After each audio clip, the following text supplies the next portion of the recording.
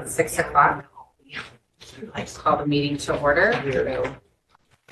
Roll call. We have Rick's here in person, Jeff, Scott Kendall's online, Kate Lampier's not here, Casey Layton in person, Katie Murphy's in person.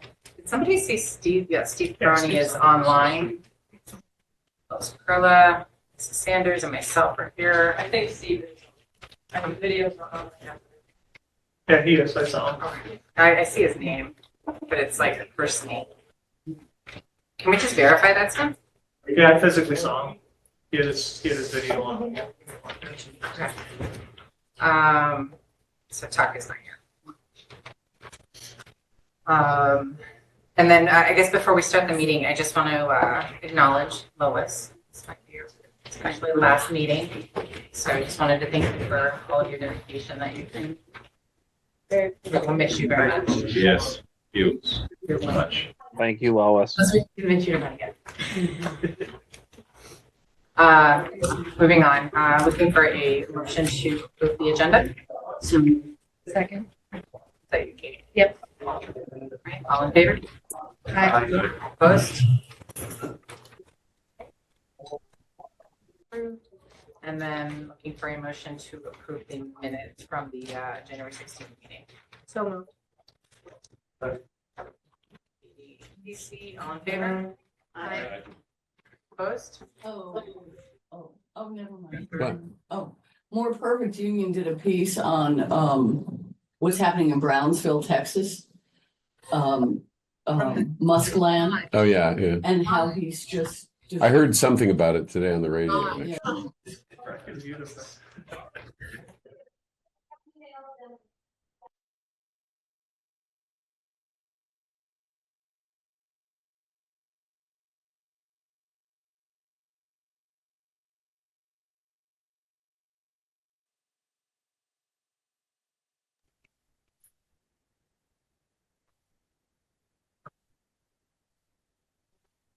Good evening, Randy Miles from Chester. I have a couple of questions that I'm hoping the board will answer hopefully tonight or see if you did answer. Randy, can you please speak up? Sure, Thank you. sure. The questions are I'm hoping to get answered, and I think this one will be answered tonight. It's how much is the upgrade for the preschool in Cavendish? I know the state came in and looked and they were going to give you recommendations or whatever. So I'm curious on what that figure is. For that portion of it. The second question I have is still revolving around Cavendish. I've asked this question before about why not hiring teachers from within and consolidating a couple of the classes when the classrooms are small already instead of putting this on the budget. I don't know if it's been explored or not, but I really haven't heard an answer to my question on that one. And my third and last question for now is on the wellness program, the $82,000. Is that program going to benefit all the kids, or what are you accomplishing to hope to do with that $82,000? I'm hoping this is something that will definitely impact all our students. And I'll stop with that. Thank you very much. Thanks, Randy. Thanks, Randy. If your questions are answered in the meeting, Randy, I would encourage you to reach out to either the principals of the school or Lane. Okay. I think some of them will be. Okay. All right, anybody else online? Oh, no, yeah. All right, and then we don't have students present. Or are they online? They're on vacation. They're on vacation. Okay, so no student reports. Okay, that'll bring us right into our administrator reports. Let me get my brain squared away. There was a lot of information that was coming out about what's happening up in the legislature, especially as it relates to education and education funding. So I spent probably about 8 hours today kind of reading through that. So I'll see if I can make some sense of it. So this is above and beyond what was in the written superintendent's report. And, that's open to any questions that folks may have as well. I think the first thing that's really going on right there is they're taking the governor's plan pretty seriously. There was no outcry or really a lot of comments from any of the legislatures, and my take on that is I think they're just confused by it. They're not sure if it would work or not, and so they're keeping an open mind, which is always a good thing. They seem to be spending their time right now gathering information that kind of relates to different parts and pieces of his plan. Things that weren't as specific in the original presentation, they seem to have an idea of what the specifics are behind it. And so some of what we talked about might lead us to understand, what the specifics may be. But again, it looks like they're looking for a lot of information to make sure that their decisions are informed. One of the big presentations that they had and that they discussed was the idea of the state governance system and how it works. In other words, school boards. The governor's plan calls for 5 boards, right? 1 for each of the 5 districts with 5 members per board. In addition, under that proposal, those boards would be the ones who actually vote on the district's budget, not the populace of the districts. And remember, those districts are huge. They're about 1,840 square miles each, and being represented only by 5 folks. So that's one of the things that they're talking about is who has the right to make the decisions, who does not. They are talking about state construction aid again. That's been on the agenda probably for time out of mind. I think it was early 2000s or even late 1990s that they stopped providing construction aid to schools.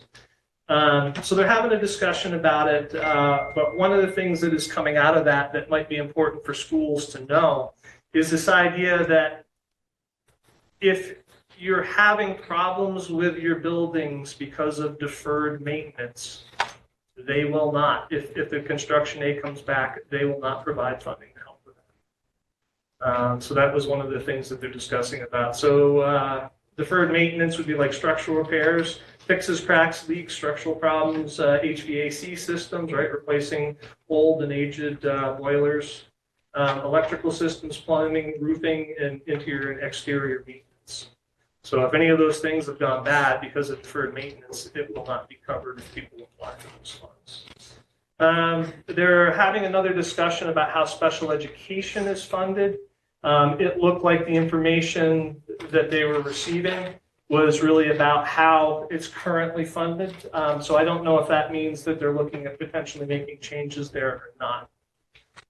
The governor's plan itself, there was some information that came out. The projection is that it's supposed to save $183.6 million if it goes into effect. And I'll run some numbers for folks to let you know kind of what that means in terms of your taxes.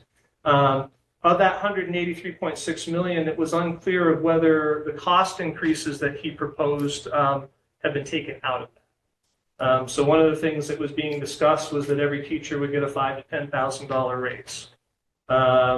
They admitted, it was, and I've been saying this for a while, it was in one of their presentations that this change would require, I'm going to use their words, an expansion of mid-level management positions. So with this idea that you're going to save all this money by getting rid of 52 superintendents, how many other people are you going to have to bring in to do that work in these giant districts? Is it going to, break even? Is it actually going to save anything? And then, on the plus side, they were really talking about, spending significant resources to increase preschool across the state and after-school program. So, $183.6 million. Not quite sure if the things that we just talked about are included in that or not. But given that the cost of education in Vermont is $1.9 billion, the savings would be approximately 9%. To the taxpayers. So on average in our district, what it means is that your yearly savings would be about $490. Now, add some more numbers to that in a minute.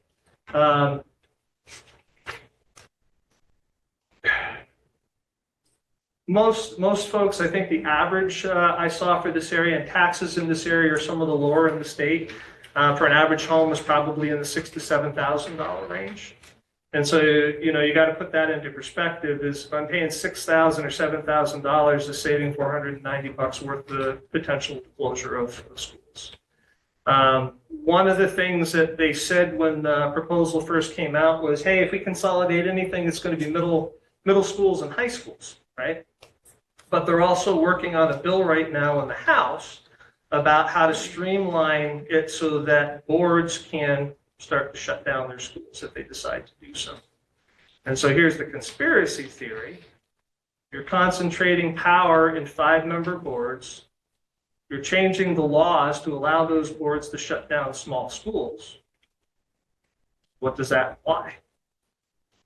So just some thoughts out there.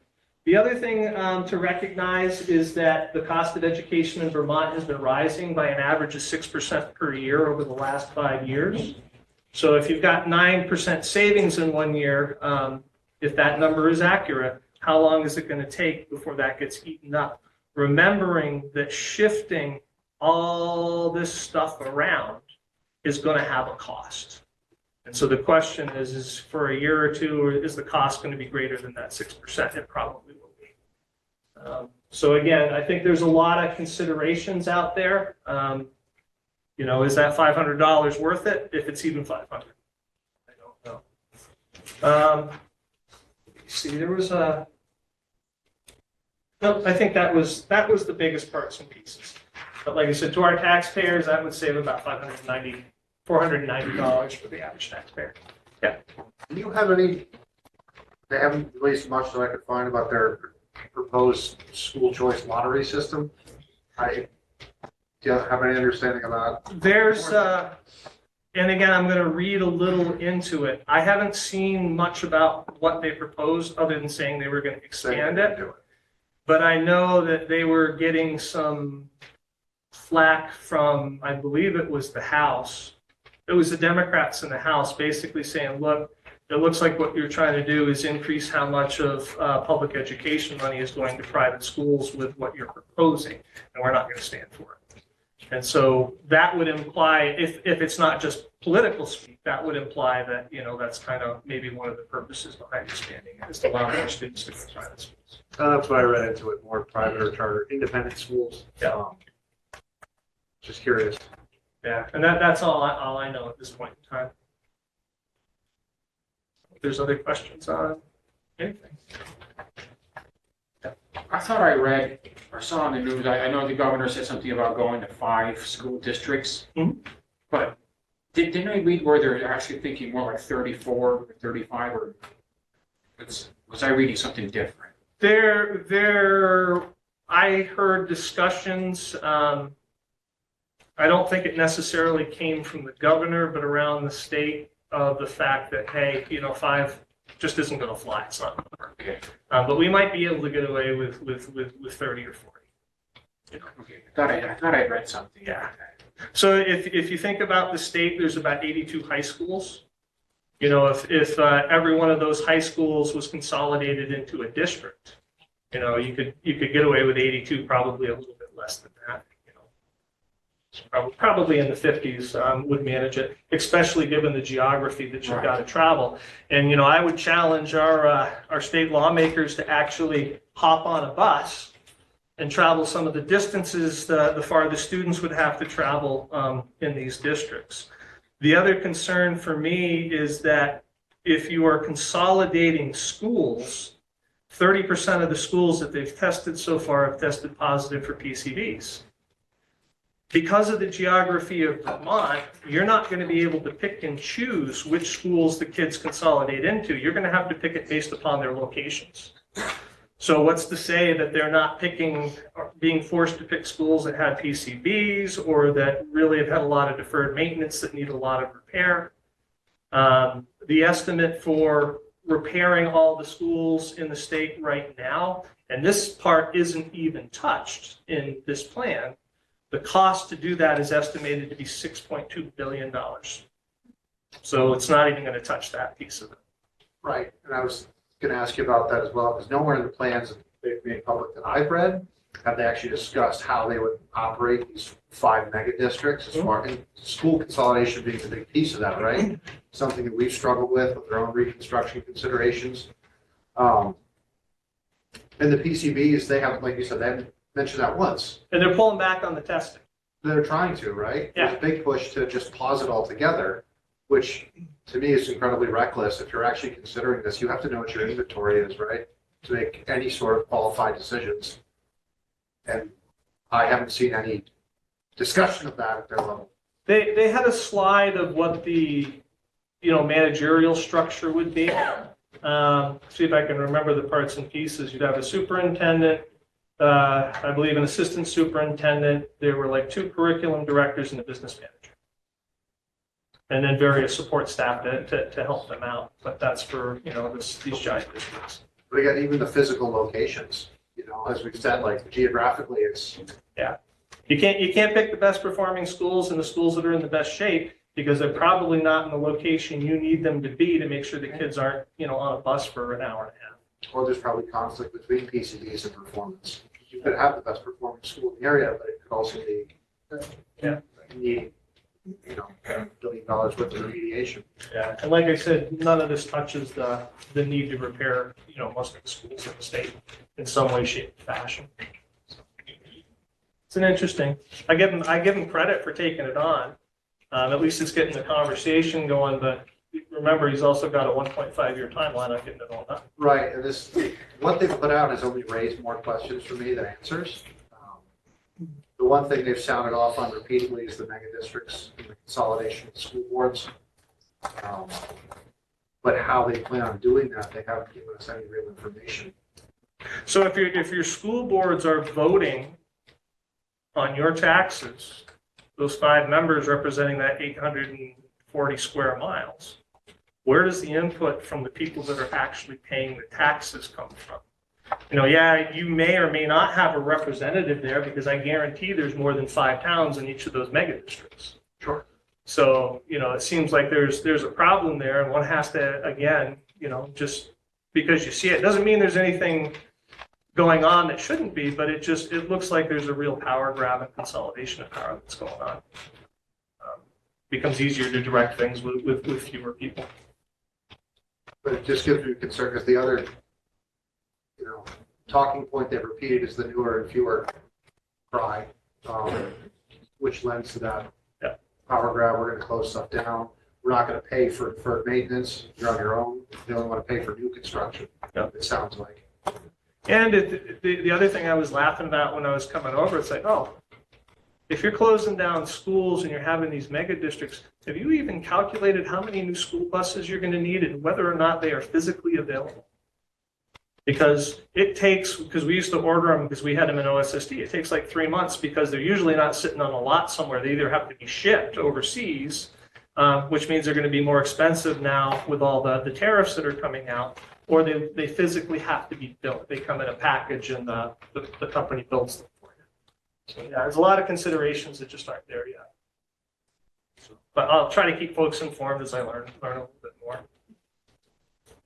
It'll be interesting to see too if each town isn't going to be represented, if it's going to end up being like the Chittenden County kind of model where like there's just, wherever the majority of the people are going to have the majority of representation.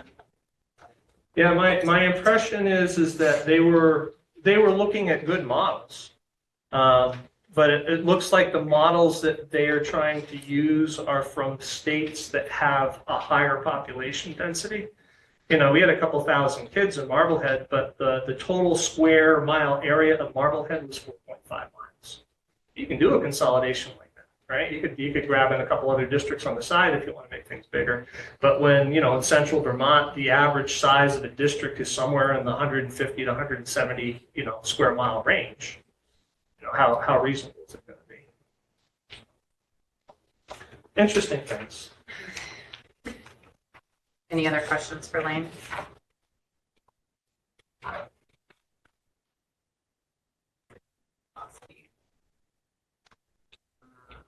right. Principals report. They all went out in the packets. Has everyone had an opportunity to read them? Questions for our principals? Is there anything you guys wanted to add at all? I would give an update on the preschool. So at the last meeting, and I'm not sure if Todd's going to talk about this or not, but I will. He'll probably add on to what I have to say. So when I will. So can you hear me now? Yeah. Okay. So when the state came to do the preliminary phase 2 kind of intake, before that, we had determined that we would not necessarily need to have a bathroom for the kindergarten to move into, but we could just move the kindergarten room to a closer place towards the bathroom that's already in place. So that is not necessarily something that we need to do this year in order to have the preschool. Also, they were really excited about the space, and so we have tasked a whole bunch of different things that we need to do in terms of just checking boxes, including the fire marshal needs to come and check the space. So that's really the update that I have for you right now. I'm trying to get in touch with him to make that, coordinate that visit for him to look at the space. So my understanding was that there is very little work, if any, that needs to be done. That's correct. Yeah. Just be a playground. Yeah, we'll need some smaller.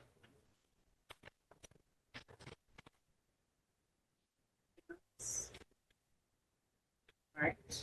And there were no questions for the principals.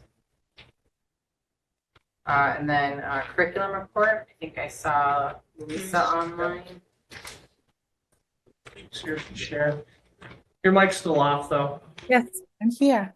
There you Can go. you see me? Yes. Hello, everybody. This is Louisa Millington. I'm the interim curriculum director. A few of you have met me already at the TRSU board meeting. So I have a presentation for you, and I got some nice feedback at the TRSU board meeting. So I changed a couple of the graphs. For those of you who were there, you're going to see something slightly different. And here comes the presentation.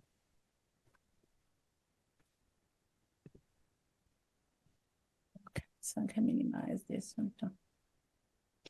Okay, can you see it? Yes? Yeah. Perfect. I had a problem last time and my computer froze. I have a new machine, so I should be fine. Okay, so a couple of notes on the current initiatives. The in-service day we had on January 21st was very well received. We used the format that Emma started back in the summer and then in September, October, and we will continue to use the same format. People responded very well. The only different thing this last in-service was a set of workshops we had for the paraeducators who also in the feedback indicated that they really enjoyed it. So we will continue to provide training for the paraeducators as well. Other initiatives, ongoing initiatives, are the OGAP training. We're going to launch the Read Vermont initiative with the STEM Center starting on March 19th. GSP Community of Practice, again, started by Emma. And then some training on the upcoming EQS standards becoming mandatory on July 1st, and a collaboration with Nexus to implement and improve our MLSS system. So I already spoke about this one. I'm going to show you some graphs. These are all single data points. You are all familiar with these assessments. One will be about the DBELS, which is an indicator of the students' skills as compared to the entire country and how they performed in percentiles. The MAPS testing, which are really a measure of the growth of the students. And this is one of the graphs I changed at the last meeting. The feedback was they wanted to see a comparison before and after. So I added the full data. And then the last data point from IXL, which is an assessment we are implementing at the high school level to bring to you some data from performance at 7th through 12th grade. So all of these ones flow into a software called Forefront, where we are able to extrapolate the profile of a student and determine which areas the student needs intervention in, and so to target the help the student receives. So this is a graph from the DBELS data from fall and winter assessment. In general, we had some growth in the number of students who demonstrated proficiency or beyond proficiency, but we do have some areas of regression at different grades, which you can see in the red area. And those students are already identified and we already have intervention in place. But in the overall trend, we have the growth is indicated by the green and the blue color, as you can see. So in this particular graph, proficiency and beyond proficiency, these are 129 students. And in the winter assessment, those are 140 students. So the trend is correct. We're going in the right direction, but we do need to address these areas here where the number of students who did not meet proficiency increased.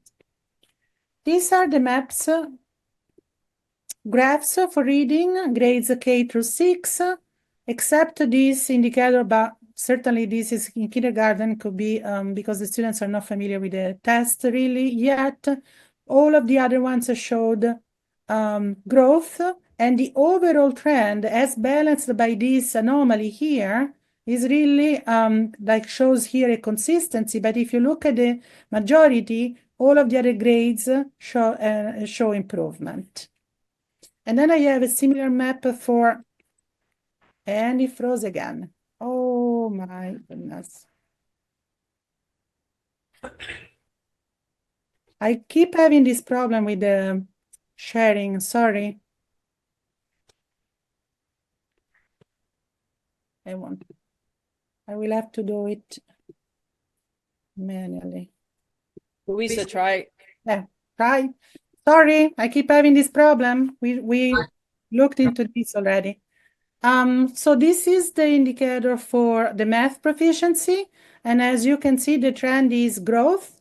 And the nice thing is that one of the goals for the district is to improve proficiency in ELA and math, and we're going in the right direction, as you can see from the overall comparison right here. So we don't have that on the screen. Oh, Sorry about that. okay, sorry. Let me make sure I share.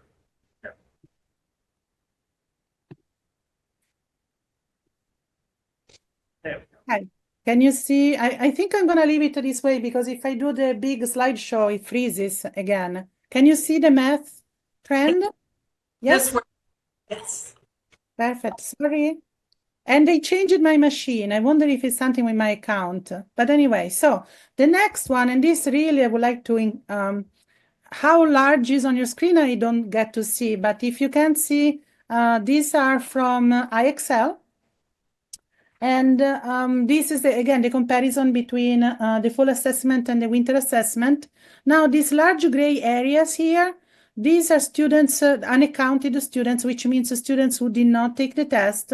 IXL is a relatively new assessment, so we are still training teachers on how to use this assessment. And at the high school level, we have about 36% of the population of the students in 11th and 12th grade who don't really spend much time in the building and who we are struggling to have take the test or take the test seriously. But as you can see, there is an improvement here in the winter assessment on the number of students who actually took the test. So this is a systemic approach. We are working on training teachers and we are working on educating the students on taking the test seriously because, as you know, once they become juniors and seniors, they often have a reduced schedule, they have a job, they don't spend much time into the building. But this is all important information for us to improve our teaching practices.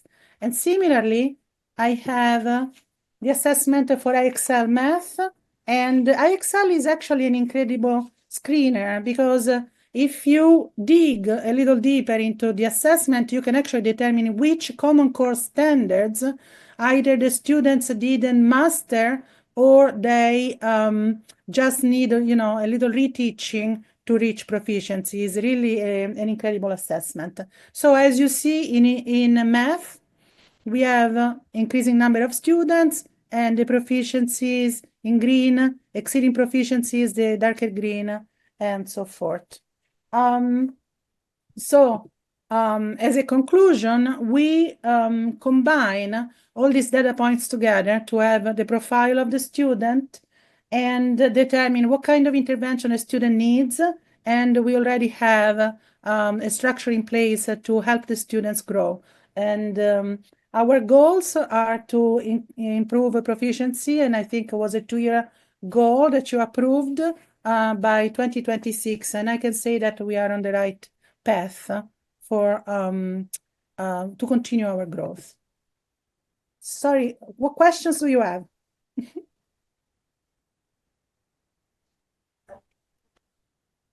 Anybody online? Actually, a quick Kate, because you might know the answer to this. The students that go off to the technical center, Yep. do they still take math and science? It depends on what credits they can attain in the program that they're in RDTC. So when we were having students pinpoint during advisory at the high school, we could capture some of those students. But the challenge now is, it's a good thing, but it's also a challenge. We're pushing IXL more into math and ELA classes. So if we have a tech student who is not currently in a math or ELA class, we're going to have to capture them another way because they might be getting math through their program. So I want to bring this up, and Louisa, I'm glad you mentioned it a little bit because it reminded me of this. We used to have to deal with this at OSSD. If your students are going off for 2 years and not having a regular math course, of course their scores are going to be lower. And so there's probably people here, the students here that are actually in the math classes are probably performing much higher than the scores actually show. The same thing is true with science.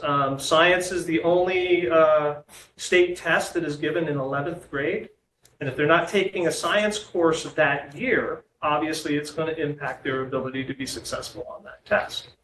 So I have a feeling if we weeded those students out that because of being in the tech center, which we have a high percentage of, and took a look at the test scores of the students that actually remain in the high school, you would probably see a pretty dramatic jump. And that's something that we'll work on in the next month to see if that prediction is correct. Wait, can I ask a clarifying question about Yeah. that? So let's say that happens.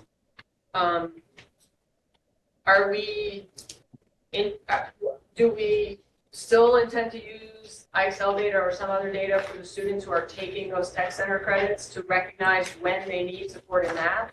I guess where I'm going with this is ultimately as a district, where they take courses is not as important as that they get the knowledge. So if that's a population that's underperforming because they're in tech center Then we classes need and to- not in math classes, we need to know that and Yeah. do something about it, right? Yeah, I'm in a complete agreement.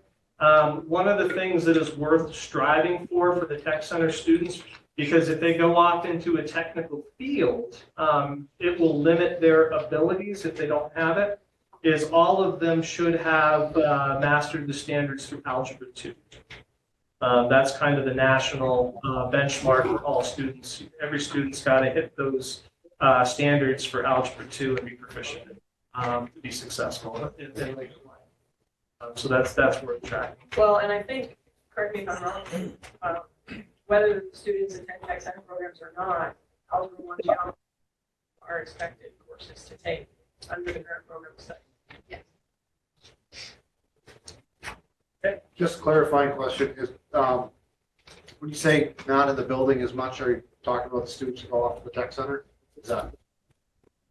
And are there any work study or No, but with personalized? there might be a few students who have a modified schedule for a very specific reason, but I would say the majority of the time when there's a student who's not in the building all day, it's because of the tech center.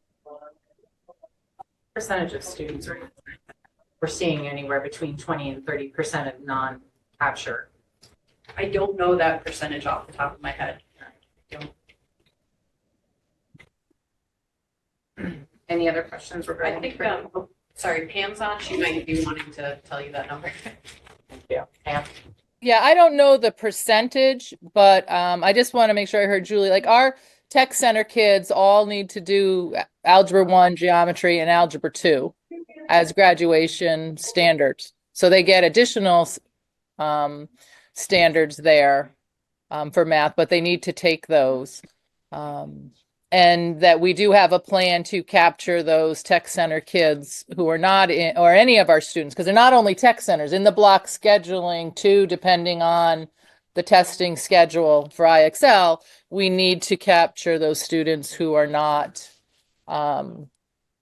in either math or ELA right now. Are the standards for the algebra, geometry, and algebra 2, are they coming from taking an actual math course here, or are they supposedly embedded in what they're getting at the tech center? No, they're in the GM classes. Yeah. Yeah, they do. They have, the tech center has mapped it to the AOE standard. So we do have that, but the students take the courses with us, as do they do with the English, except for pre-tech English.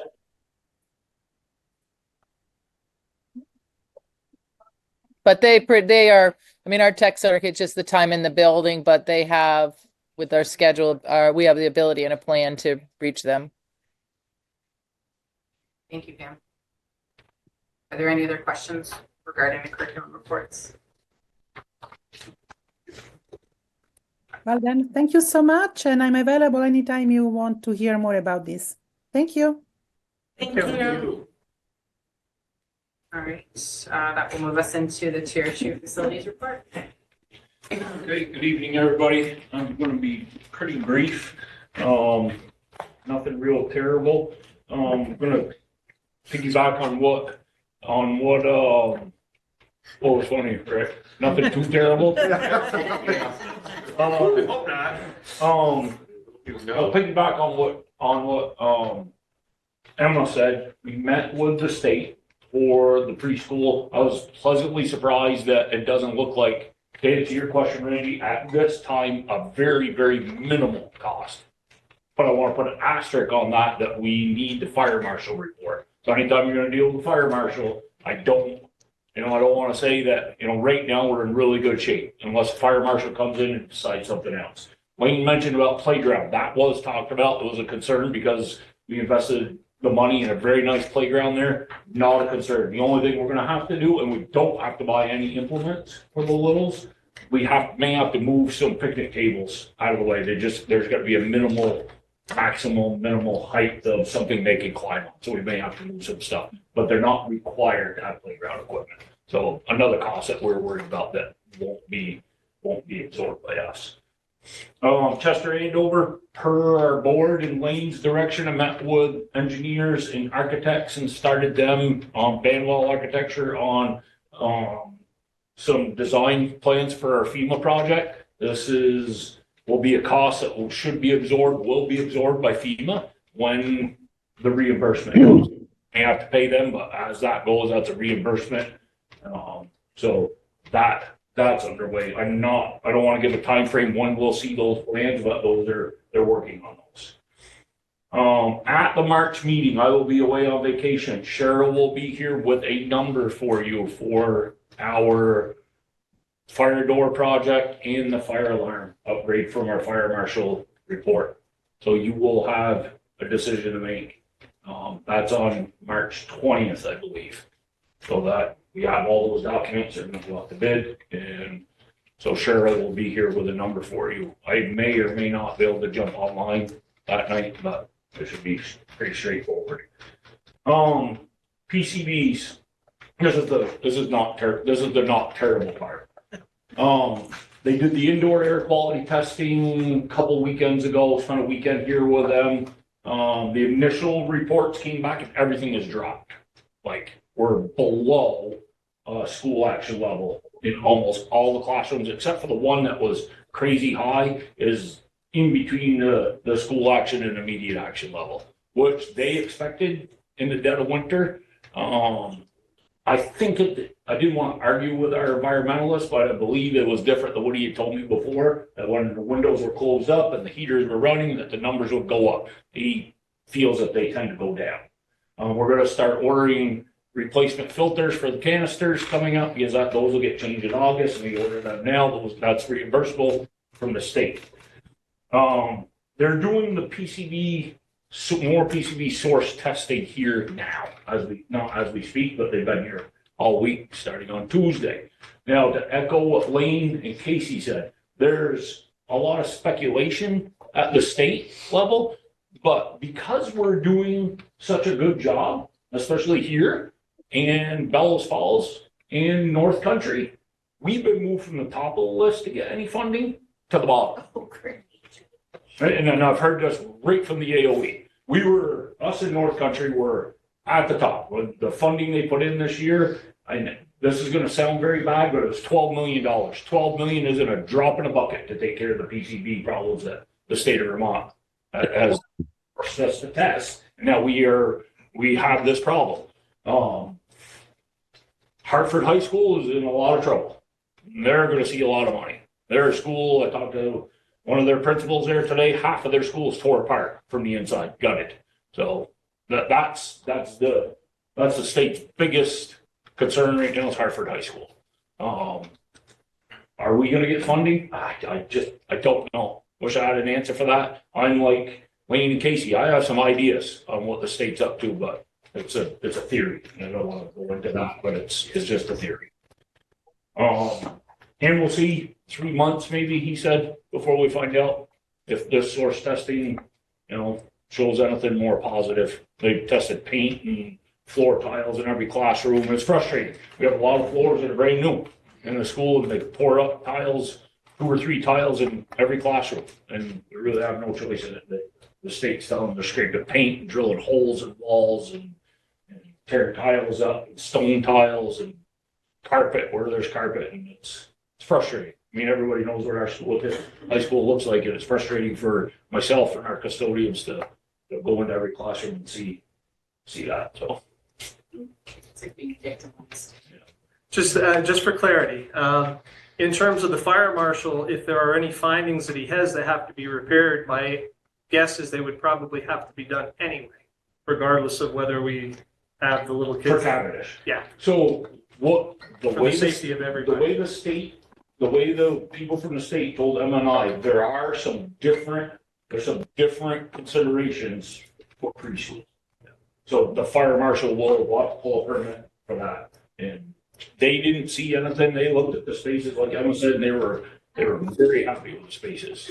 So, and we're happy that we didn't have to add any bathrooms. Bathrooms, and there's going to be some substantial costs there, but we don't have to do that. We're going to move them across the hall. And then the additional source testing, and correct me if I'm wrong, I think one of the good reasons to actually do that is if they do show up that there's more PCBs in areas that wasn't previously discovered, it is going to help us out in the Los Angeles. Hopefully to get a replacement school. Any other questions? So nothing. That was not terrible. No, nothing. Just when we start talking about PCBs, for what I tell the board, I deal with this on a daily basis. Either talking to the AOE or somebody at the state level or our environmentalists or other schools that are dealing with the same thing. I'm starting to call other schools to find out, to make sure we're moving in the right direction so we don't miss out on something down the line. Again, $12 million, the governor thought he was doing us a big favor, but it doesn't even, they could give us the $12 million here and we could spend it all right here to remediate the PCBs before this new source testing comes in. Just with taking care of the windows and what they found so far. Source testing and disturbing it. Correct. That is correct. If it's there, they're disturbing it for sure. Yep. Yeah. But one good thing with that, Casey, is that our numbers are so low right now that if there is PCBs in the floor tiles and they disturb it, we should be below the SAL. And that's the big thing. If it goes above the SAL, then we have to look at moving kids out or limiting the time. Do they consider helping us again? Yeah. Yeah. SAO. What's that? SAO, what is it? School action level. So School action level, IAL, immediate action level. So we need it above the immediate action level. It's a catch-22, right? It goes above the immediate action level, then we're in trouble because then you can't use classrooms and move kids out. we did a great job and now the state moved us down the list. Right. All right, thank you. Thanks, Todd. Will you be presenting a financial update or? Not a heck of a lot. Basically the question to Cheryl was, are we on track? You kind of the same thing that we talked about at TRSU is that you expect to spend about 8.77% of your budget a month, right? Because there's 12 months in the year. And I believe we are a couple percentage points in the black, which is good. So we haven't spent everything that, you would normally have expected. There are some bigger bills that typically come in summertime, so it'll be used up, at least part of it. But we should also be able to estimate kind of towards the end of March, what surplus we have, if any. And so that should be coming down like pretty quick. Any questions about the budget?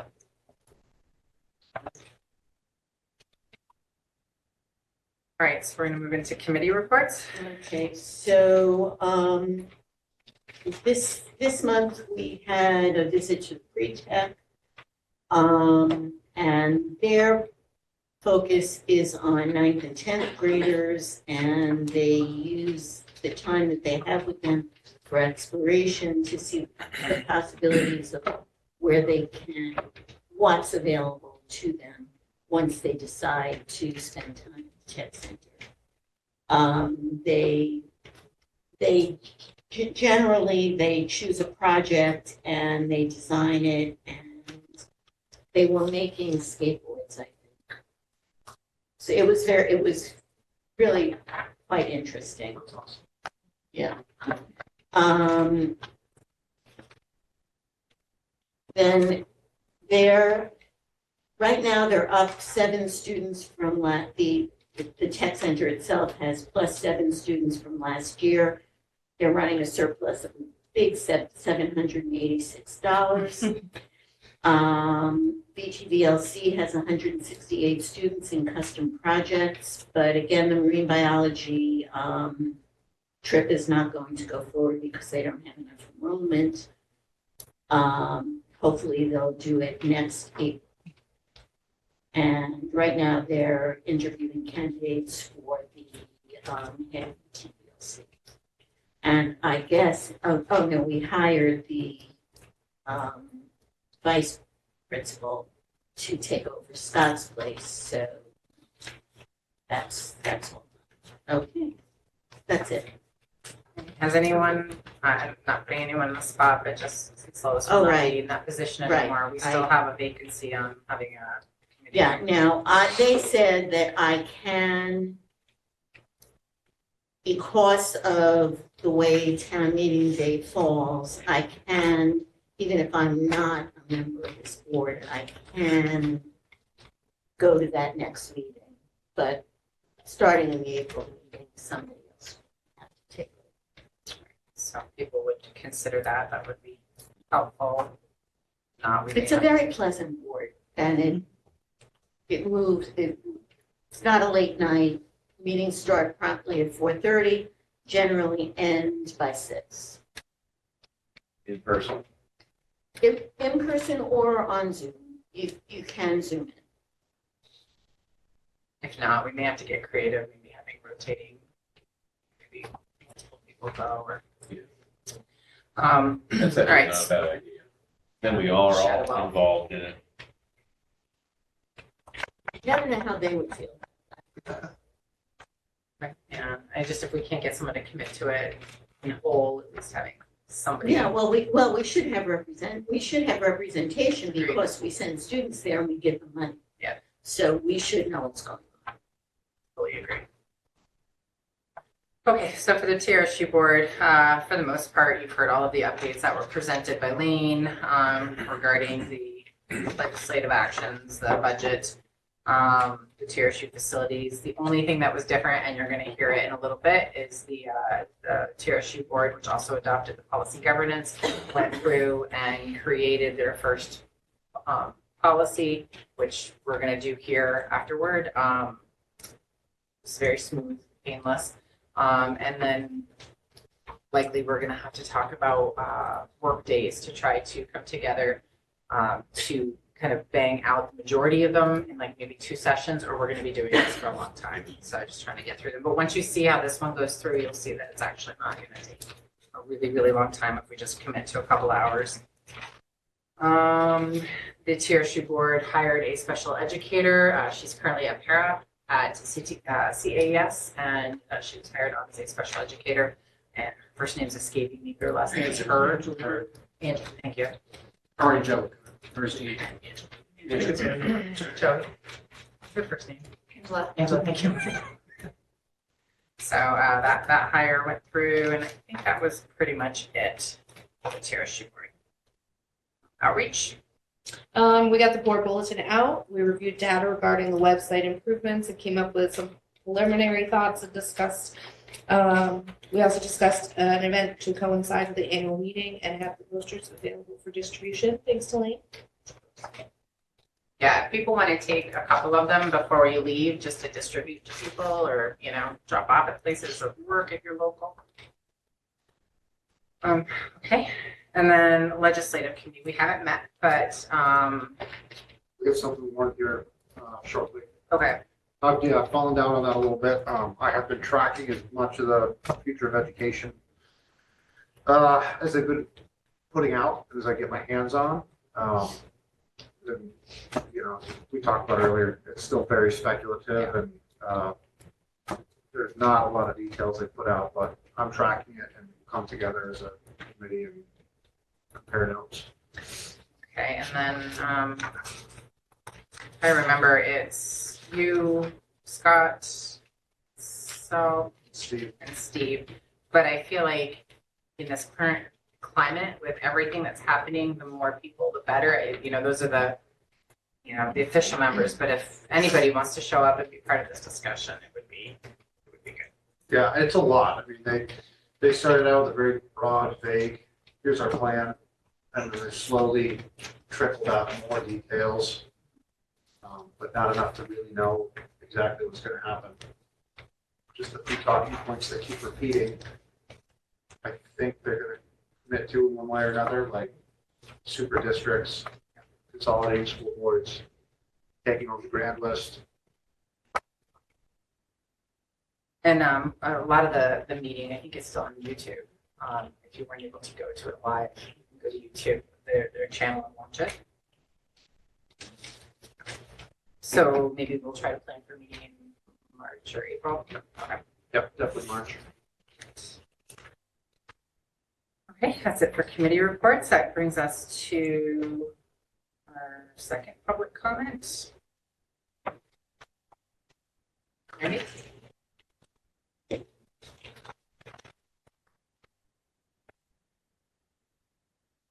Randy Miles, Chester. I just want to talk a minute about the philosophy of the budget. I understand the presentation, and a lot of taxpayers that I talk to understand the presentation that was given. Very, very useful and informative. But the problem that people that I'm talking to have is that if everybody asks for everything, ultimately we pay for it one way or another, no matter what, whether it's through our school budget or whether it's through the state. So the people are concerned that we should be asking what we need and not more than what we need, and be encouraging other districts to actually do the same thing. Everybody lives within their budget, and that's their philosophy as well. We don't spend more than what we have or more than what we should. So I want you all to keep that in mind. Everybody is in agreement. They want to see education get better. They want to see every group of child and students get better with education, something coming toward them to move us forward. We have great opportunity with our school here because we don't have a lot of students here. So I would think if there's any restructuring and we can get our maintenance in order, we would probably be in a good spot to hold our own and bring in other communities coming to us rather than us going to someplace else. The last thing I want to leave, and I don't know if anybody's done this yet, but has anybody talked to the zoning commissioner about the addition on Chester Inn? Just as if there may be any red flags coming from that end before we start doing surveys and plans and everything else. He's very knowledgeable, and it may be something that he may just say, yeah, you're all set, you're good, before, you may say you may have a problem with this. That's all I have to say. Thank you, Randy. Thank you. Okay, brings us to board comments.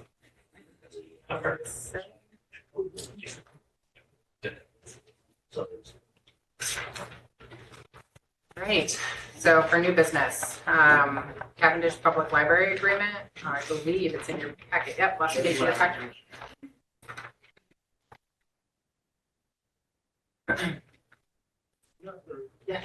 Yeah, the reason this is coming up is because within the current agreement that exists between the Green Mountain School District and the town of Cavendish in terms of the library and the resources that are exchanged, the part of the agreement is that the board is going to work to develop a new agreement prior to the expiration of this one, and it'll expire next year. And so basically what the information is here is I spent a little time with Cheryl and talked with a few folks and tried to pull together as much data as possible, just so folks had information to kind of work from. I don't know if there's questions or there's thoughts or there other parts and pieces. But the very last paragraph on here is talking about the assets and asset protection. I did go out to legal counsel, had him kind of review the current agreement that we have. And so those are a lot of their suggestions. Yeah.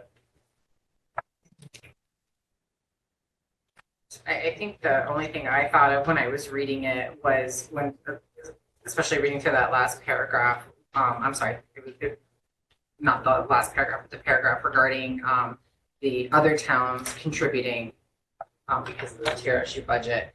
Was there any discussion about that, like how that would be handled if there's? It's so one of the concerns is the commingling of tax dollars.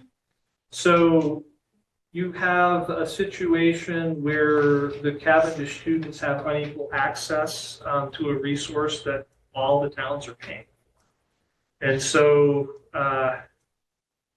the impression that I got was, it's not really the best thing to do in terms of who I was talking to.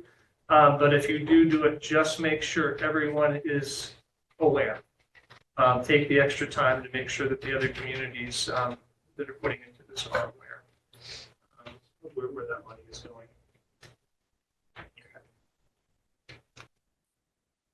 Any questions for Lane regarding that at this point? This will be something that we'll be talking about next year.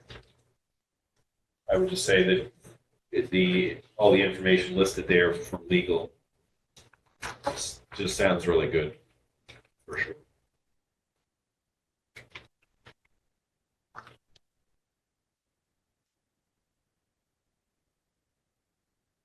So now we can move right into policy governance. So I will hand things over to you. Do you want me to fire it up or do you want to? I think good. Okay. And it'll be, did everybody get one of these? This is what we'll be working out of. Everybody got one? They were emailed to folks out there. Yep. Oh, sorry. Do you have board members online as well Steve, as? yeah, two, Steve and Scott. Scott was also present at the tier. Oh, that's the name of it. Got a computer, but yeah. Okay. Good. Tell me again how to look to your. You're using a Mac, so you're going to need Julie. And just for ease, we're going to be working. Oh, on You need the Zoom link or the 4.2. wireless? If you're gonna project, you wanna share, yeah. Yeah, Zoom and share. You join the Zoom meeting and then share. Perfect.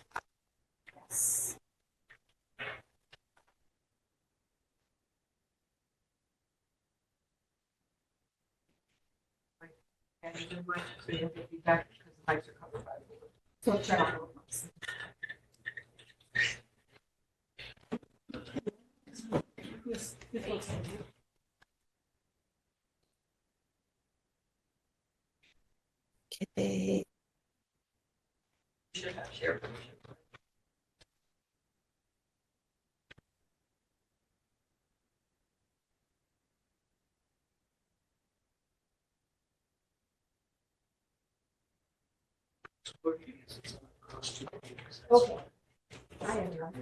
Okay. First I want to ask, who was here with you Monday night? Who was with TRS Monday night? So you were present, and then Scott. Okay, so you are going to hear the same presentation because you're doing the same thing. So, but for the rest of you, for those I haven't met yet, I think I've met all of you, but I'm Jean Collins-DeWeese. I am a trained policy governance consultant. And I've been working with your board since your summer retreat, And I'm really, really excited to be here. And I'm really, really glad that the storm on Sunday did not spill over to my drive yesterday and today.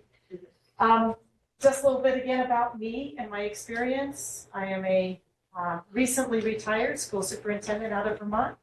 I did 8 years as superintendent up in, 9 years, up in Burlington and 8 years in Rutland Northeast. It was in Rutland Northeast where I learned about policy governance. I had board members who wanted to learn about it, so we went down to Georgia and learned from Marion Carver. A year or two later, Lane brought Marion Carver up to his school district, and we went back and learned some more. I would say, and you know, this is what I do because I'm passionate about it. It really changed my feeling about being a superintendent. It provided clarity for me. It provided clarity for my board. And it allowed me to provide clarity for my staff, which allowed me to retain people longer because they weren't getting directions from a variety of different voices. So now that I'm retired and I've decided I want to get back to school districts, don't want to do what Lane does every single day anymore. I don't blame you. I love that legislative report. That was excellent. I don't want to do that anymore, but I don't want to step away. And policy governance is something I think I can get back. So I'm happy to be here helping you work through this. So congratulations to you. You have passed your, you have decided to move forward at this point with policy governance. So now we're ready to move in to the next steps. So I'm going to give you kind of just a brief touch. What I'm going to do tonight is kind of give you, again, really, really high level reminders of what it is, very high level. Then we're going to work on a single policy all together, and I'll tell you about policies. All together, there are many policies that have to be written to help guide how Green Mountain Unified School District wishes to govern itself and govern its schools. And as Adrian said, that can be done in kind of a blitz session or broken up into a couple different blitz sessions. Tonight, I just want to give you a preview of what that looks like, just so you have a sense of what you're walking into. So we're going to do one policy together, and we've chosen the policy on how you govern yourself. What is the board job description? And then we're going to talk about what all the next steps are in implementing policy governance to get you up and running. And we're going to pick a date as to when we're going to do whatever we're doing next. Okay? So just a reminder, the role of the board is governance. The role of the superintendent is, under the vision of the board, to manage the district on a day-to-day basis, to lead the district on a day-to-day basis. We had a lot of discussion. Is the transportation person here from summer, who the transportation committee person? Oh, No, on the board committee person. We had, is that Scott? Scott. Okay, hi Scott. Yeah, we had discussions last summer about what is it that the board needs to do? Do you need to do the day-to-day work, or do you need to set the vision about what it is that you want done? And that was a really, really good discussion we had this summer, I thought. Why is this not responding? Sometimes it pauses the first time. There you go. Okay. The board's three main roles under policy governance, and some of this lingo is PG specific, so it's not as friendly as you might hear in your own lingo, but it's ownership linkage. Through policy governance, you determine who your owners are. Who are the people you're responsible to? Who are the people who elected you? Who's paying your taxes? Who's telling you? Who's choosing to live in this district and knows what they want from their schools? Those are your owners. And it's your role to connect with your owners and make sure that you have a really good understanding of the values and wishes that they have for their kids within your system. And then you come together and with one voice, you develop You have that knowledge, but you are elected to make those decisions and move it forward. Can't possibly please absolutely every person, but you do your best to at least hear every single person that you can and meld it all together. You then develop policy, and we're going to talk quite a bit about policy in a couple minutes. And then you monitor that policy, because that policy is intended to be a roadmap for your superintendent to implement the vision that you have set forward. There are 10 principles in policy governance. I'm not going to be reviewing all 10 today. That was already done.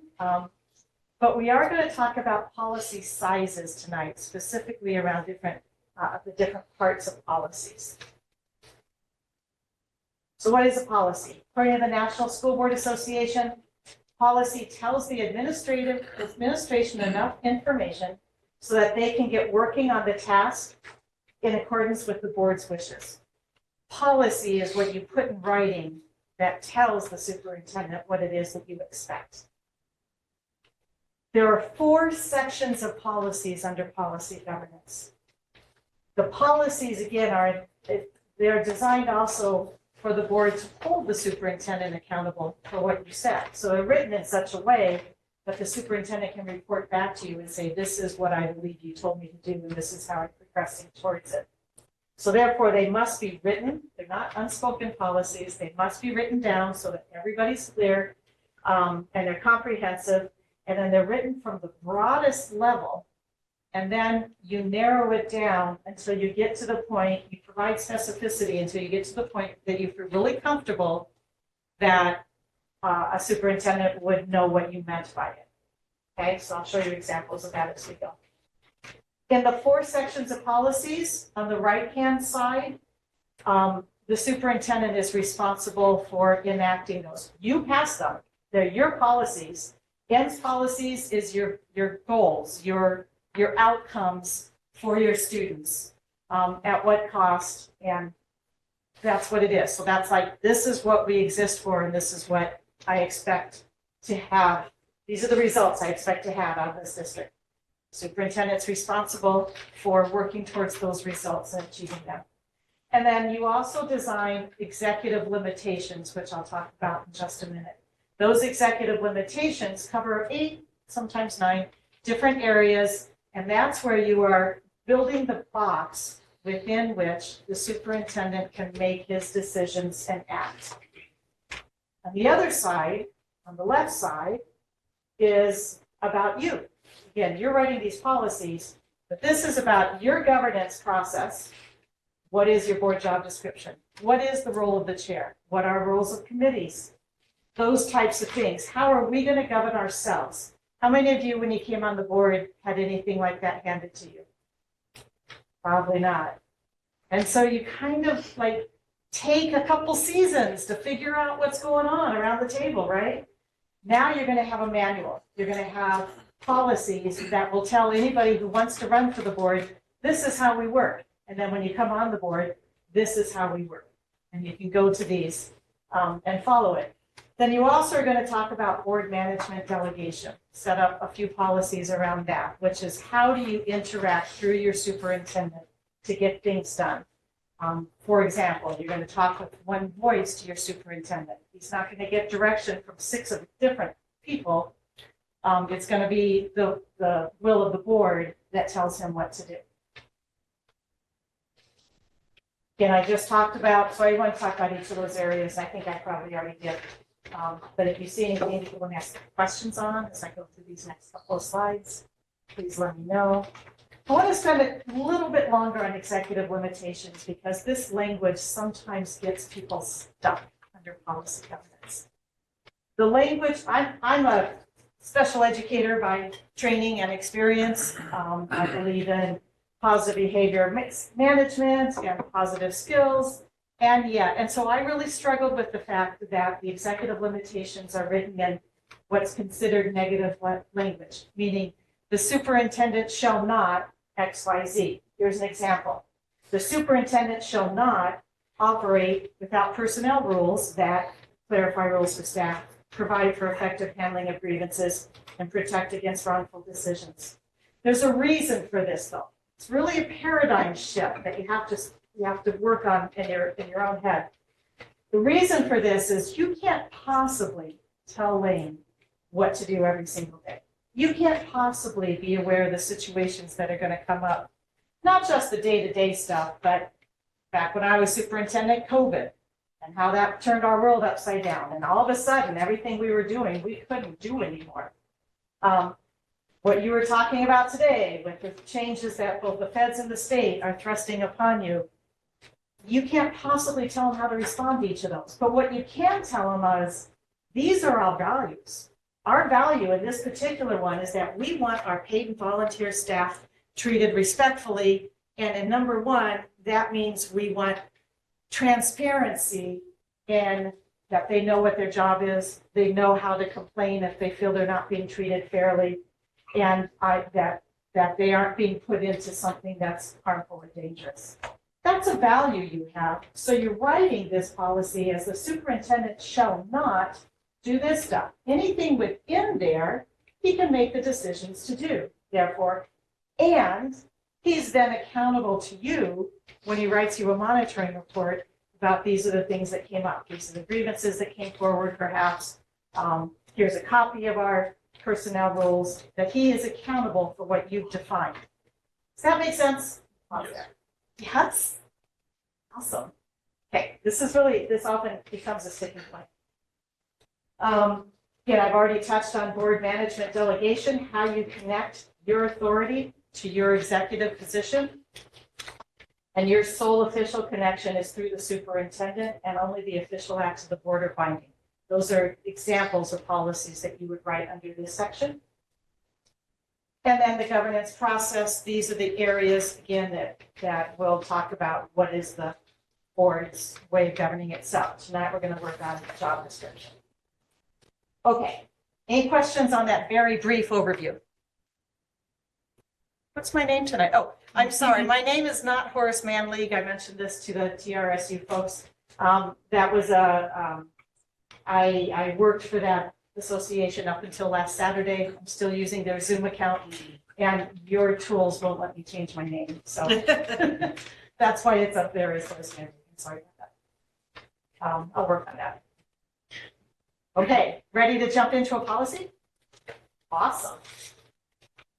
Okay, remember I said that the first part of the policy is broad. So there is a template of the policies that are most often used in policy governance. And what I'm going to do is, rather than have you write everything from scratch, which could take months, I've already adjusted them for the school setting, because policy governance is also used in business and nonprofit settings. So hopefully I've adjusted them well. In the school setting, I've already made some adjustments for you.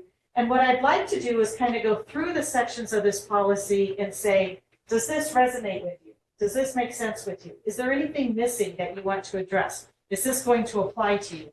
And we still have to follow up at TRSU on those two areas. Yeah. I'm not sure they do.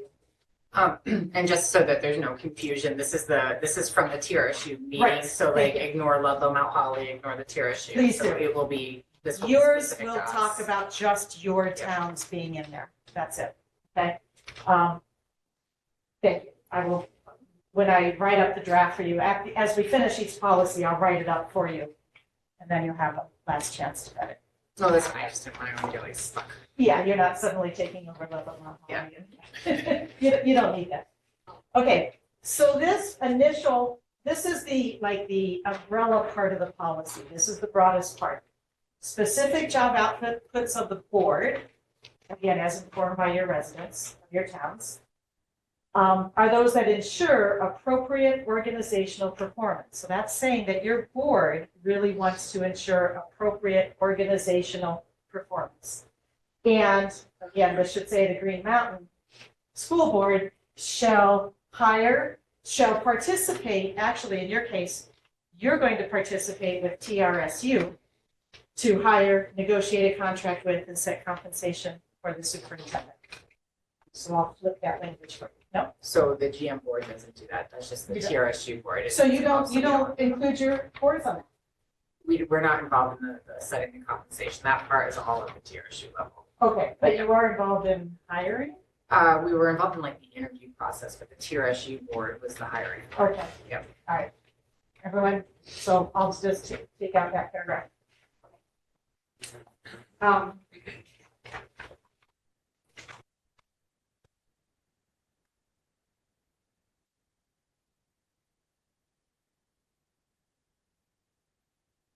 Okay, so thank you for clarifying that. So that first paragraph amended to focus on Green Mountain. Are you good with that as an opening paragraph for your policy?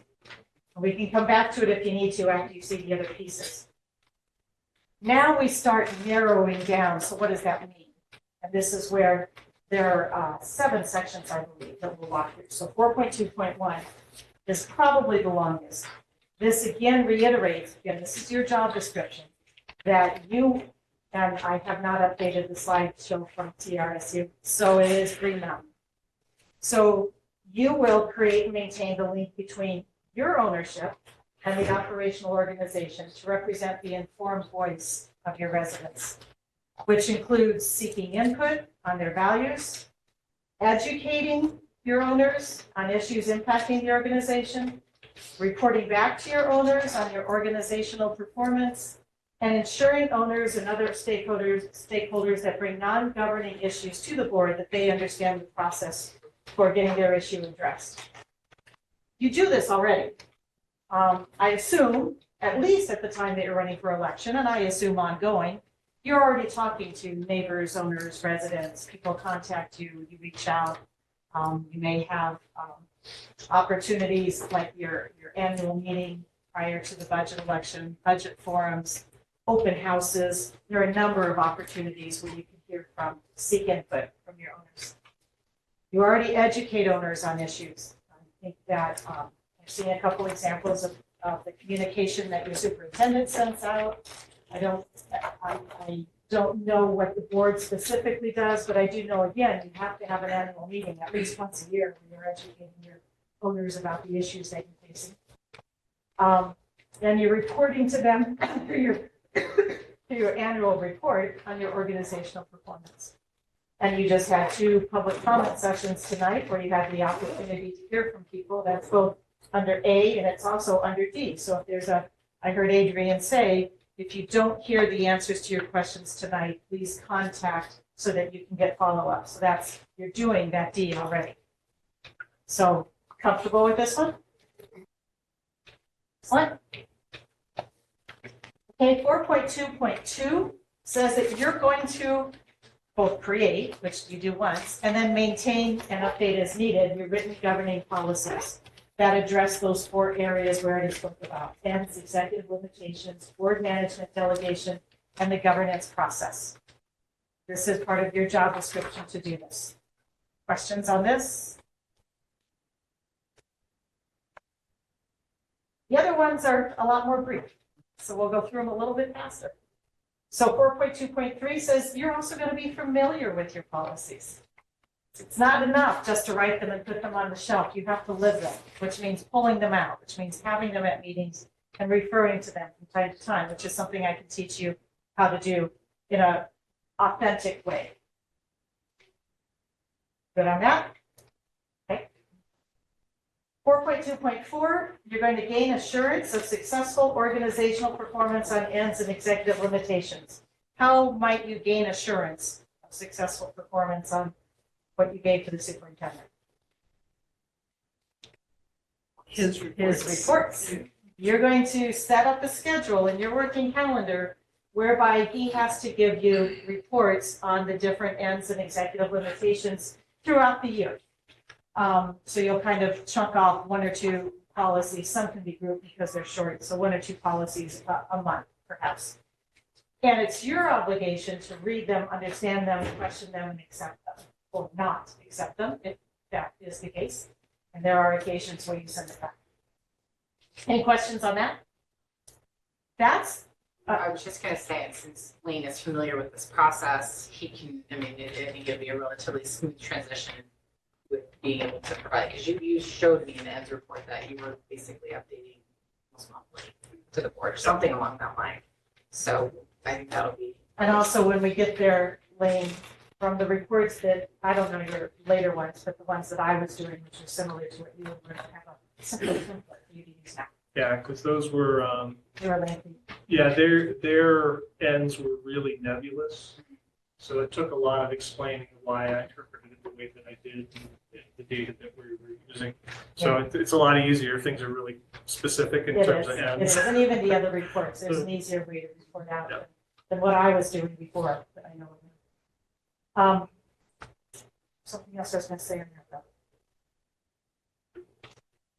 This, the monitoring reports and the holding your superintendent accountable is one of the key differences between a board who doesn't use policy governance and a board who does. Because you set the clarity of what you want the superintendent to do, now you have a mechanism to hold them accountable, which can be used toward their evaluation. You kind of move away from that gut feeling of, is he a good guy or isn't he? And into some really objective data based on what you have set out. So this is really a key part of policy governance. 4.2.5, I have it in italics because not every board does this. It sounds like you might, based on your agenda tonight. Advocate for legislative change which positively impacts public education. Is that something you guys would keep in there? Because that's, sounds like it's on your agenda. So We hope to. To the extent that you can, and to, Right. but you're monitoring it, you're staying on top But of we're it. trying to keep informed. Yes, and if you need to speak up, you'll figure out how to do that. Okay, so that one will stay in. The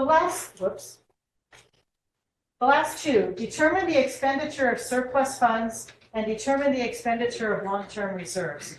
Those are actually Vermont statutes anyway. Only the board, if you end up, I heard Lane say that you're 2 percentage points in the black at this point of the year. If you end up 2 percentage points in the black at the end of your fiscal year, only the board can decide what to do with that money. The superintendent cannot go away and say, well, I'm going to buy some furniture or build a pool in the back or anything like that.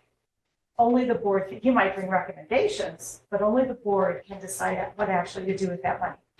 Also, if you have, if you do you have long-term reserve accounts, like the capital fund? Yeah, they do. Yeah, so only the board, again, your facilities director will bring you recommendations, the superintendent will bring you recommendations. You probably have a long-term facilities plan, but the board is the final decision maker on that. So that's why those two are in there, so that's really clear as well. Questions on those? Okay. See how well you're doing. So we usually put a caveat at the end of this policy that isn't numbered, and that is that you also negotiate union contracts and conduct fair hearings as a quasi-judicial body. This also is in Vermont statute. You may not, all of you, be sitting around a negotiation table, but ultimately you have delegated that to an attorney or a superintendent or a committee or somebody, and it comes back to you for approval. And so you are negotiating, even if you're not physically present at every meeting. And then student discipline, staff discipline, quasi-judicial hearings come in front of the board. So that's why it's written in there, but it's not numbered. Okay? Any questions over anything I've just gone over? Because guess what? You just wrote your first policy. You're done. Okay. I just wanted to, at the beginning of that policy, I just want to make sure that we're clear on the wording of that one. That would be great. See how many times I can go through this stuff? Okay. So specific outputs of the board, specific job outputs of the board as an informed agent of the residents of which towns? So this is Andover, Baltimore, Cavendish, Chester. Take out Lalone, Mount Holly. Yeah. Are those that ensure appropriate organizational performance. Yeah. So that stays. Yeah. And you don't participate with TRSU necessarily around the hiring or the negotiating of a contract. For the For the superintendent. superintendent. Yeah, no, we do not negotiate, that's at the TRSU level. Okay, that's great. So So this first, yeah, so this first part is you. Okay. Okay. Is everybody good with that? Yes. Right now we can congratulate ourselves. Now you congratulate yourself. So as I said, I'll bring to you a template of policies, and again, you'll get them in writing in advance, so you'll have a chance to look at them. And we'll walk through them. This one, honestly, was chosen because it was pretty darn easy. The ones that get tough, well, it just generates conversation. And it's the executive limitations, making sure that you really are clarifying what it is that you want to say in those. And then the ends, although because you do have portrait of a graduate, you're already ahead of other boards for females, you have owner input into that. However, so what does it mean as you're going through implementation? So the next step we need to do is to develop policies. Once they're developed, we need to talk about how you're applying them, when the monitoring reports begin, and you start your evaluation process on your superintendent based upon policy compliance. Also, Vermont is now requiring school boards to evaluate their own performance. That gets built into this as well. So you don't have to do something different for that. You already have an annual work plan, so we'll just update it, look at it, update it, make sure that it's written. There's a way to write agendas in the work plan according to policy governance, and you want to make sure you're scheduling in your monitoring reports. And you may want to spend some time around the owner linkage plan as things go on, and you definitely want to spend time on your AMS policy. So those are the next things that have to happen. And then we want to spend time getting to know your policies. I recommend that at every board meeting, you maybe put 10 minutes or once a month on an agenda to bring a scenario forward, either a real life one, or I can give you some that have happened to other boards, and just kind of glance at your policies and answer 3 basic questions. I won't say the questions right now, but you start with, which policies address this? Is it executive limitations that address this, which means that it's really in operations and it really is about length? Or is it on our board job description or management delegation policies that address this? And then where do we go from here? So that's just practicing. And then we'll spend at least one session somewhere along the year about monitoring reports, because it's not enough for him to just write them. You have to know what to do with them. And that's it for tonight. Next, you just figure out how you want to do this going forward. So at TRSU, we picked 2 dates. That'll be 2-hour sessions, right? 2-hour sessions. You know, I think we tried to stay kind of on the Thursday night, but I think one of them ended up on a Monday. So I don't know how you guys feel about trying to like nail down 1 or 2 sessions over the next month or 2. I think, I'm sorry, I have to pull up my calendar so I'm not making it up. Yeah.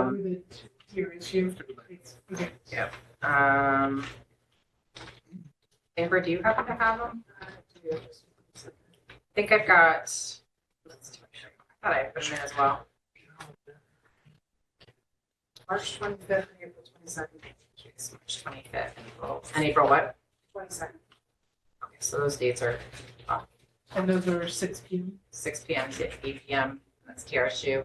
And they are going to follow the TRSU schedule. So if we meet in Ludlow, it will also be in Ludlow.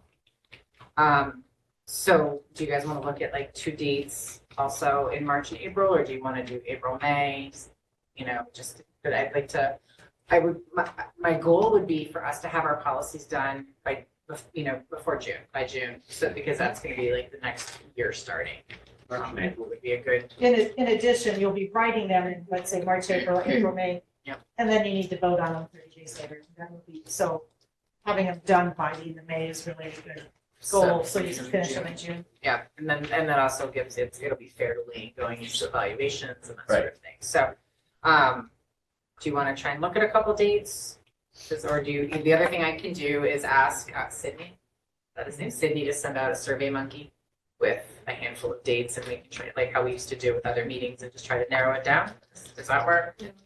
So we'll include, Oh, sorry. Works well for me.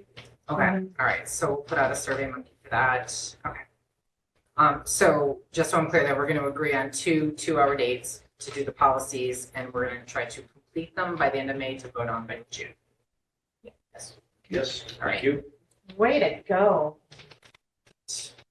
Anybody have any questions about any of this? And then the other thing is anyone interested in the online learning? I know like we've offered it a couple times. I think Caitlin Fair did it. You get a little certificate when you're done, but she actually made comment about how helpful it was. So it is. open to We're any board also, member that wants it. PSBA and I are also going to be offering a PG 101, like 6-hour, 1-day training. Don't know where, probably early May, after all the board turnovers take place. And we'll get that word to you too. So if you'd rather a one and done, kind of like I did with some of you back in September, we'll be offering that statewide as well. And otherwise, just go through it with us and you'll learn.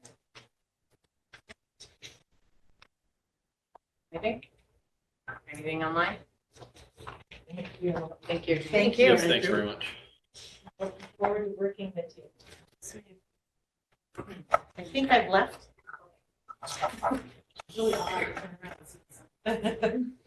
So Adrian, it's online.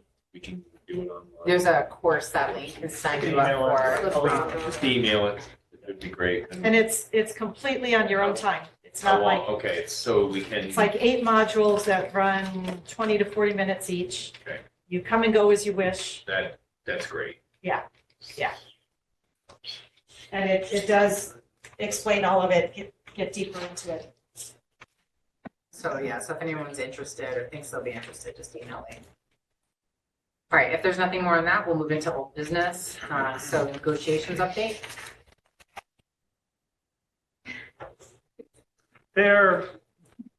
I'm smiling, because an open session, we can't go into a lot of detail, but the requests from both support staff and teachers are quite extensive. So it's going to be a long process. The last meetings that we had, we actually got to the first kind of round of talking about what folks are asking for, what the rationale is, and a little bit of going back and forth in terms of negotiations. That should pick up. I don't know how long it will take, but my guess is we probably will be working at least midsummer. I was going to say, Yes, so that's something that the board can do tonight, is to allow me to continue to negotiate, even if I'm not on the board. So Second. Seconded. All right, so teachers will be next week. We had to cancel the last support staff meeting for Ludlow Mountain Hall, which doesn't concern you guys at all, but there'll be alternating weeks when those negotiations happen. Teachers 1 week, Ludlow Mountain Hall, support staff. and I'm not doubting you, Lois, but that is accurate that a non-board member can be. Well, we did this, we have done this in the past. The year that Marilyn Husky resigned from the board, she was on the negotiating team, and the board voted to allow her to continue the negotiations. Okay. Even though she wasn't on board. That's my only knowledge. You could, and I'm using logic here, but I can confirm with Pietro, because you can delegate that authority to like a lawyer or me. My guess is you probably delegate it to anybody Okay, all who right. you felt was qualified. But I'll double check it. So if you do the motion and you vote it in, what I would say is, pending, legal counsel's advice.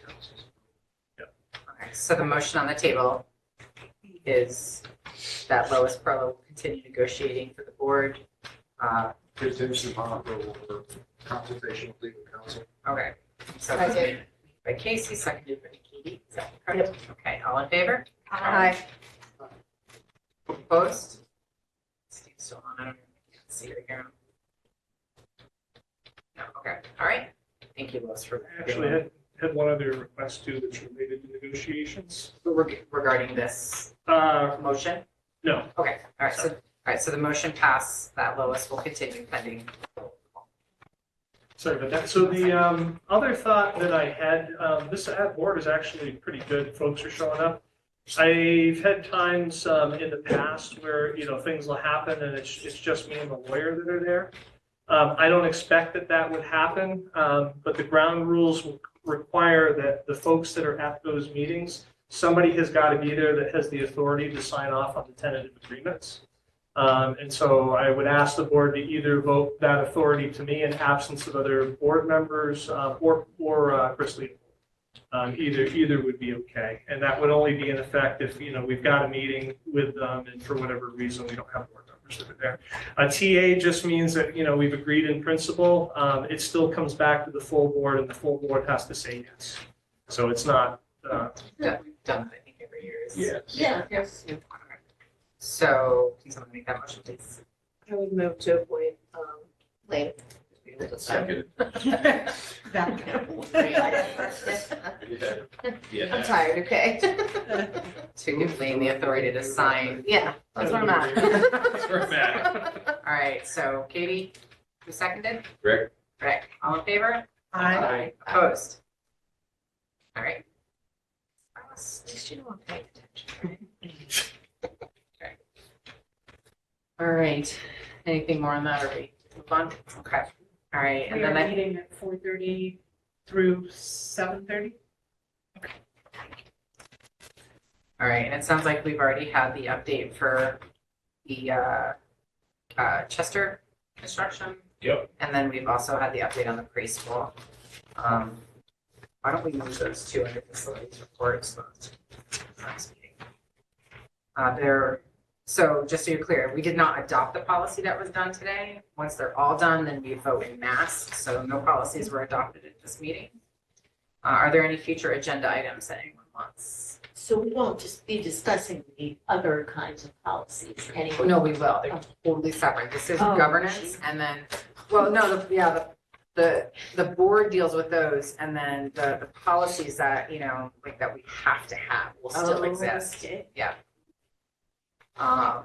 But some of the policies will be replaced. There won't be like. As men. Yeah. All right. All right, any future agenda items? Casey, Yes, question. Oh, sorry. About the mascot, a little while back, John said the students are working up Oh yeah, John said he was gonna send a a, plan for that, then we get an update, and then It's in his report. It's in the note. Yeah, okay, I can talk about it too. 56%. it hasn't been formally. Yes. Kate can talk about it. So they formally accepted the Grizzlies. They have not chosen an image yet. That's the next step of that process. And he actually, I've actually had a lot of comments from folks that he did a really good job with the process. Started off with the Alumni Association, came in and Kate was involved as well and sat down and talked about all the people that should be involved in it. Had those discussions with the people, did the surveys to get it out to the wider community and get input. So it's been a pretty smooth process given, what it is. So, Yeah, I was just wondering if that was formal final. only problem I've heard is that Grizzlies don't exist in Vermont. First thought I think that's a good thing. First thing my husband said. And the We can say they do now. So, like, you know what? It's arbitrary. so I had asked two questions. One was, it might be something Todd can answer, and then Kate, maybe since you were involved in all this. Sure.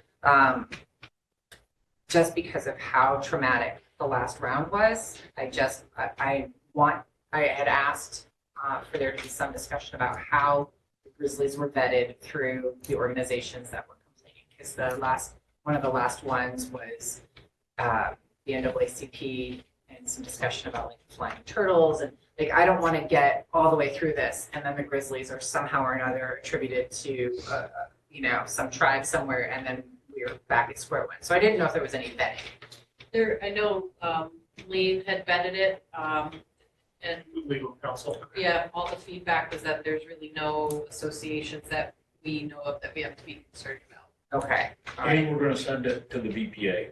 Okay. All right. And what about the NAACP? Because they're the ones that raise the issue.